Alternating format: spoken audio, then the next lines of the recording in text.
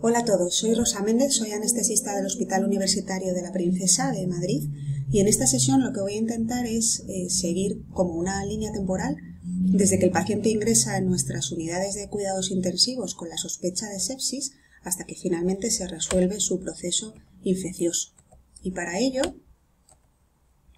voy a seguir este índice, siguiendo, ya os digo, esta secuencia. Primero, cuando nos enfrentamos a estos pacientes tendremos que pensar si pueden tener microorganismos multiresistentes que obligarán a que nuestro espectro antibiótico sea más amplio. Después saber cuándo iniciamos el tratamiento antibiótico y cómo decidimos qué tratamiento utilizar. Y finalmente cómo desescalar la terapia antibiótica, que es igual de importante que iniciar el tratamiento. Ya sabéis que en el año 2016 cambiaron las definiciones de sepsis y shock séptico con la idea de intentar diagnosticar de manera precoz a los pacientes más graves, o sea, a los que más riesgo tienen de fallecer. El paciente con sepsis tiene una mortalidad en torno al 10% y el paciente en shock séptico su mortalidad asciende por encima del 40%. Se publicó en el año 2019 este informe en el cual ya se hablaba de bacterias urgentes para tratar, que incluyen bacilos gram negativos, positivos y hongos. Nos vamos a centrar en los que son más prevalentes en nuestra unidad, que son los bacilos gram negativos y a la vez también los más letales. Lo primero hay que conocer para ver los nuevos antibióticos y saber cuál utilizar en cada caso. Tenemos que saber cuáles son los mecanismos de resistencia de las bacterias. La clasificación de beta-lactamasas, que a mí me parece más fácil, es la clasificación de Ambler, que las divide en clase A, C y D, que son las beta-lactamasas que contienen serina y que son un poquito más fáciles de tratar, y las de clase B, que contienen zinc y que son las más letales. Dentro de la clase A, las más conocidas son las beta-lactamasas de espectro extendido y la carbapenemasa tipo KPC. Las clases C son AMC, que también se llaman cefalosporinasas porque confieren resistencia al tratamiento con cefalosporinas o de inicio o bien de manera adquirida. Clase D son las carbapenemasas tipo OXA.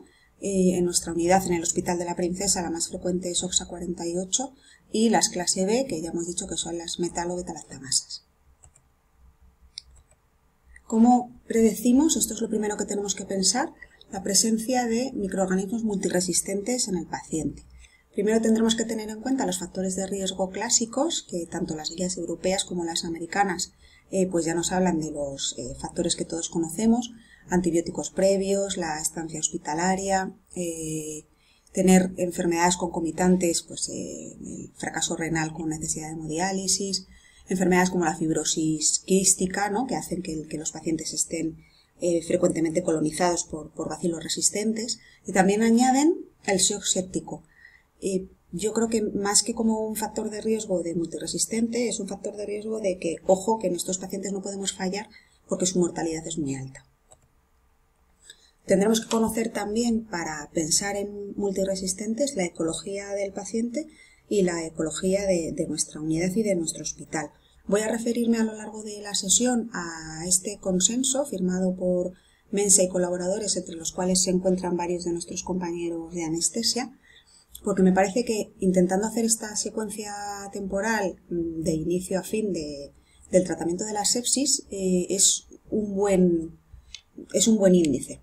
Entonces, lo primero de lo que ellos hablan en infección nosocomial, que al final pues son la mayoría de las infecciones que tenemos en nuestras unidades, ¿no?, de distancia de suturas, broncoaspiración del paciente en la planta, todo ello infecciones nosocomiales.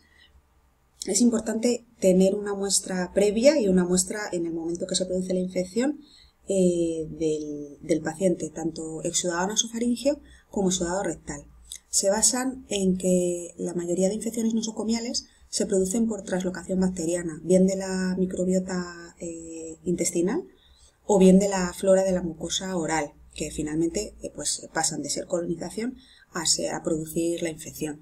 Esto se produce con mayor frecuencia cuantos más sitios estén colonizados y cuanto mayor sea el número de unidades formadoras de colonias. Y en el caso, por ejemplo, de Stenotrophomonas, Klebsiella o Cándida, esta relación causa-efecto es bastante llamativa.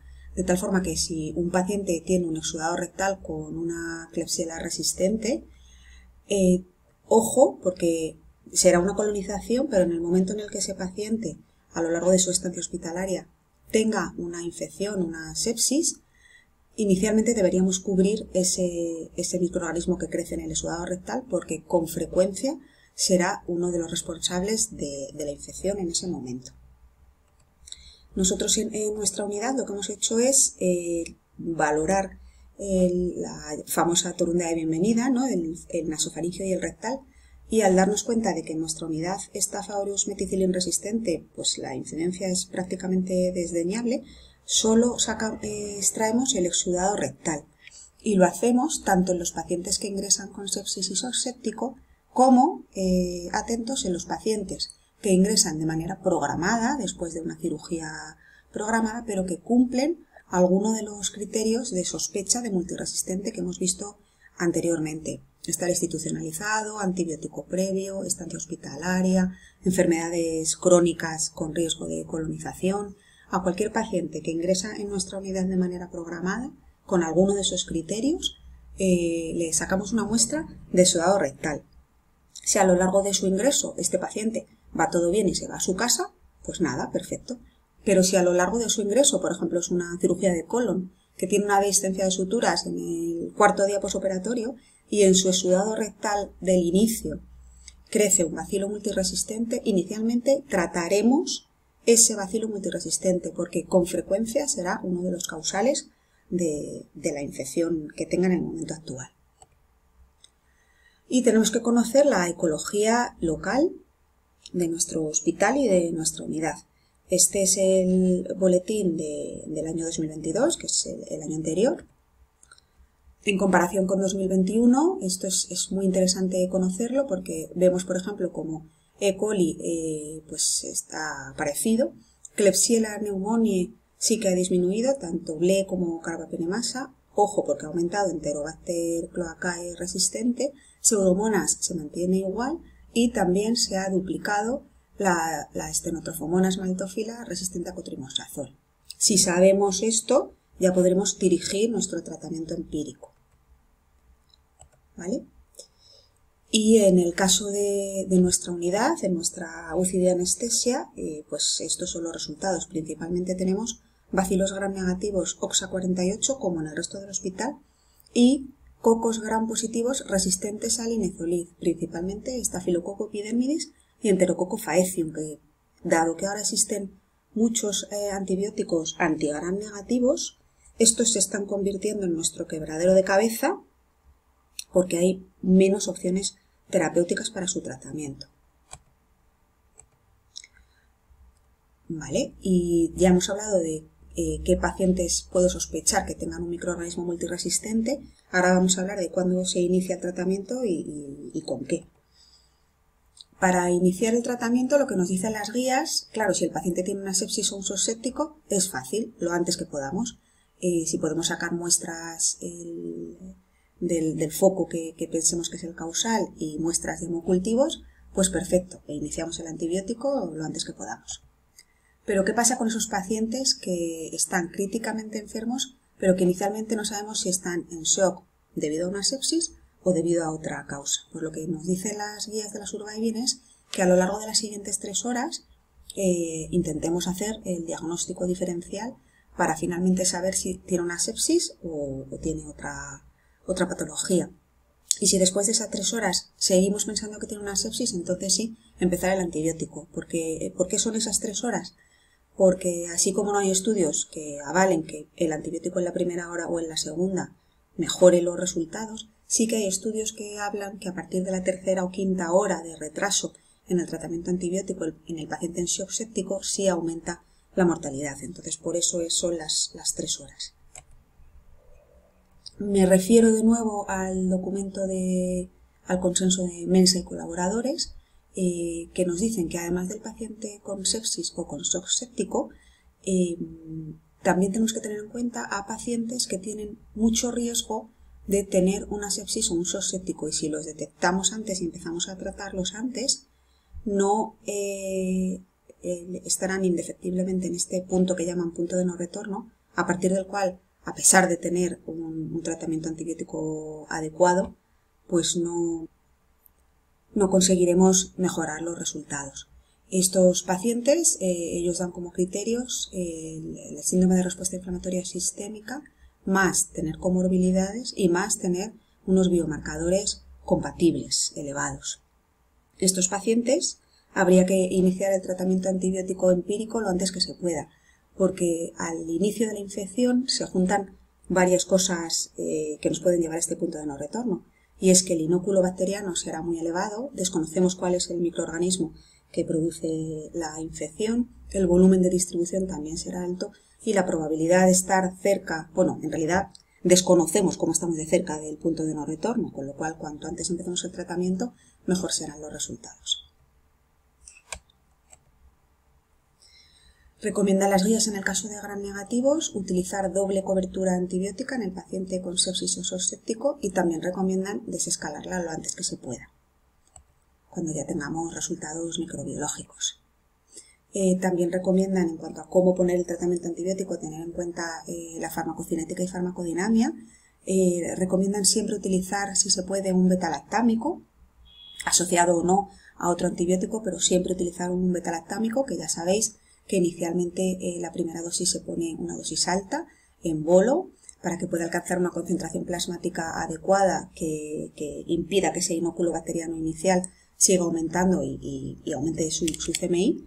Y después el resto de del tratamiento hay que pautarlo en perfusión extendida. En todos los antibióticos tiempo dependientes, que son la mayoría de los que usamos, porque son los betalactámicos y los carbapenem. Y también hay entre medias el linezolid. Entonces, pues prácticamente en todos los antibióticos que utilizamos a diario hay que pautarlos. Primero en bolo, la primera dosis, y después en perfusión extendida, para que consigan estar la mayor parte del tiempo por encima de la CMI para no seleccionar cepas resistentes. Os recomiendo esta app, que aparte de tener lo que tiene el librillo de la guía Mensa, pues también poniendo ciertas características del paciente, te dice no solo la dosis de antibiótico que tienes que utilizar, sino la forma en la que debes pautarlo para que esté en las mejores condiciones de PK/PD. Como ya hemos hablado antes de las betalactamasas, aquí tenemos, si recordáis, las tipo A, que son las BLES y KPCs, las tipo C, que son las ANC, las tipo D, que son las OXA, las B, que son las metalobetalactamasas, y después tenemos los bacilos gram negativos no fermentadores, pseudomonas, acinetobacter y estenotrofomonas. Y os dejo aquí el cuadro pues para que veáis, dependiendo del microorganismo, cuál es el antibiótico que estaría más indicado. ¿Y con qué tratamos? Pues he dividido en dos partes la pantalla, porque aquí están las guías europeas y americanas, que son más clásicas y que abogan en general por todo lo que se pueda tratar con carbapenem, se trata con carbapenem, y lo que recomiendan es utilizar los antibióticos, los nuevos antibióticos, más como de segunda elección o como de rescate o en tratamiento dirigido, pero no tanto en tratamiento empírico. Y luego hay múltiples guías y consensos, aquí he puesto 3, pero hay un montón más, que abogan por utilizar los antibióticos de otra forma. Es decir, que los nuevos antibióticos no sean una segunda elección, sino que se utilicen a la par que los carbapenem, y ahora lo vamos a ver un poquito más. En cuanto a las guías americanas, que son como unas guías de 90 folios, que al final lo que te dicen es el resumen que os he dicho, ¿no? Carbapenem siempre que se pueda, y luego en determinados microorganismos que ya sabemos cuál es, o sea, tratamiento dirigido, los nuevos antibióticos. E incluso no hablan solo de carbapenem, sino de antibióticos más clásicos como ampicilina sulbactam o cotrimoxazol o minociclina. Estas son las guías europeas que, bueno, critican a las americanas, que no están basadas en una revisión bibliográfica, pero al final la verdad es que las recomendaciones son muy similares. Y a esto me refiero con la otra forma de pautar el tratamiento antibiótico. Dentro de todas las guías, ceftoxanotazobactam y ceftazidimab-avibactam, son dos antibióticos que ya no son tan nuevos y son los que más bibliografía tienen. Ceftazidimab-avibactam es un antibiótico estupendo, la verdad, porque es de muy amplio espectro Cubre tanto BLES como las carbapenemasas tipo KPC, tipo OXA, y además también cubre pseudomonas. Entonces, en los pacientes en los que sospechemos una enterobacteria productora de carbapenemasas, serían pues de indicación inicial como tratamiento empírico. Igual cuando sospechemos pseudomonas, con ceftolozano tazobactam, porque es el mejor tratamiento a día de hoy para antipseudomónico. Y aquí voy a comentar el concepto que está como muy de moda de la concentración preventiva de mutantes, que es la CMI que corresponde a las cepas resistentes. Es decir, al principio de la infección, nuestro inóculo bacteriano, que pensamos que es terrorífico, pues bueno, en realidad la mayoría de las cepas serán sensibles, tendrán una CMI más baja, que será la mayoritaria de este inóculo bacteriano, y habrá pocas bacterias resistentes en esa muestra inicial, cuya CMI no es la CMI de la muestra, sino una mayor, que es lo que se conoce como concentración preventiva de mutantes. Si realizamos el tratamiento antibiótico, muchas veces incluso aun haciéndolo de forma adecuada y estando por encima de la CMI el tiempo que sea necesario, aun así si no alcanzamos la CPM, es decir, la CMI de esas cepas que hemos dicho que son más resistentes, lo que conseguiremos con nuestro tratamiento será seleccionar mutantes. Y sí, habremos conseguido matar a las cepas sensibles, pero las resistentes no solo seguirán, sino que habrán aumentado. Con lo cual, nuestro tratamiento debería estar por encima de esa concentración preventiva de mutantes para conseguir la erradicación total. En este sentido, ceftolozano tazobactam es el que mejor relación CPM-CMI tiene frente a pseudomonas. Colistina también, pero claro, colistina tiene mucho más efectos secundarios. ¿Y esto qué quiere decir? Pues que ceftolozano tazobactam a las dosis habituales generalmente ya alcanza la concentración preventiva de mutantes de pseudomonas. No hay que ponerlo a una dosis mayor, con lo cual pues tendremos menos efectos secundarios. Dos antibióticos ya un poquito más nuevos, meropenem vaborbactam y imipenem relebactam. Vaborbactam y relebactam son dos inhibidores de beta-lactamasas que acompañan a los dos carbapenem, que ya de por sí son antibióticos de muy amplio espectro. De hecho, ahora mismo pues son los mejores del mercado, puesto que cubren positivos, negativos y anaerobios, con lo cual lo que hacen es ampliar su espectro. Vaborbactam amplía el espectro del meropenem para KPCs y también ya hay estudios para pseudomonas. Y relebactam amplía el espectro para KPCs, pseudomonas y también empieza a haber estudios frente a Acinetobacter, con lo cual una indicación podría ser un tipo de pacientes frecuentes en nuestras unidades, que son los pacientes con infección intraabdominal mixta. Pero bueno, todavía hacen falta más estudios en vivo. Cefiderocol es una cefalosporina nueva cuyo mecanismo es diferente al resto de antibióticos. Es una cefalosporina siderófora que, bueno, aquí tenéis, ¿no?, el caballo de Troya que siempre ponen en los anuncios del cefiderocol, porque lo que hace es unirse al hierro y entonces se cuela dentro de la bacteria, ¿no?, así como oculto, y cuando ya está dentro de la bacteria, pues se suelta de ese hierro, se une a la penicillin binding protein y entonces consigue la lisis de la bacteria. Los resultados in vitro son excelentes y de hecho pues inicialmente todas las beta-lactamasas y los pseudomonas Acinetobacter y Stenotrophomonas serían sensibles, pero hacen falta más estudios in vivo. Ya están apareciendo en las guías tanto ceftolozano tazobactam y ceftazidimabibactam, que ya los hemos visto pues casi como a la par, ¿no?, que los carbapenem, pero ya están apareciendo también estos nuevos antibióticos, como podéis ver, en múltiples guías y consensos. ¿De acuerdo? Vale, e igual de importante que lo que hemos hablado hasta ahora es desescalar. ¿Por qué tenemos que desescalar? Pues para intentar minimizar los efectos secundarios de los antibióticos y a la vez para disminuir la presión antibiótica y no seleccionar cepas resistentes. ¿Qué nos sugieren las guías? Que diariamente revisemos la posibilidad de desescalar, que todos los días nos preguntemos, ¿necesita este paciente el antibiótico? e incluso va más allá, ¿no? Aquí, por ejemplo, que este artículo, la verdad que también os lo recomiendo, te dice a partir del día 5 o 7 justificar el por qué se sigue con el tratamiento. Cada vez hay más estudios que comparan ciclos cortos versus ciclos largos y se demuestra que la mortalidad es la misma. Y aunque haya más recaídas con determinados bacilos gram negativos, sobre todo con los no fermentadores, en realidad estas recaídas no implican mayor mortalidad, con lo cual, a igualdad de resultados, mejor tratamientos cortos pues para disminuir lo que ya hemos dicho de presión antibiótica y efectos secundarios. También podemos ayudarnos, vuelvo al consenso de Mensa, de la microbiología y del exudado rectal, ese que veíamos al principio. El exudado rectal tiene un valor predictivo negativo súper alto, entonces si no tenemos un bacilo resistente en el exudado rectal será difícil que un bacilo gram negativo esté produciendo nuestra infección, en este caso abdominal. Y también podemos utilizar los biomarcadores. Las guías de la Survivin hablan de la procalcitonina, también en otros estudios se habla de PCR. Bueno, pues si están en descenso, junto con un control del foco adecuado y la mejoría clínica del paciente, pues sería un criterio para poder desescalar o suspender el tratamiento antibiótico.